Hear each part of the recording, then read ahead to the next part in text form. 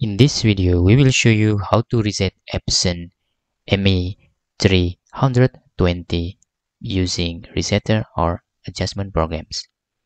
Before you download these resetter or adjustment programs, we suggest you to disable first your antivirus, include Windows real-time protection and temper protection if you are using Windows 10 or Windows 11.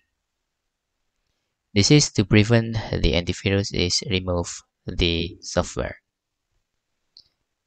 After that, you can download this resetter for Epson ME320, the link on pinned comments. After you download the file, you can extract the file.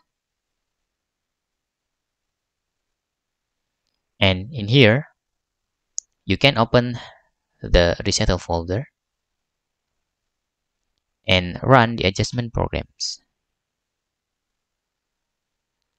You can select the model name to ME320 and click OK. In here, click particular adjustment mode button and select washing pad counter and click OK. Please tick on main pad counter options and click check button. After that, you can click initialization button. If you encounter an error in here, you can repeat the resetting process until the resetter works. And make sure the printer is connected on your Windows. Then you can close the resetter software and turn off your printer. After that, you can turn back on your printer again. Hope this video helpful for you.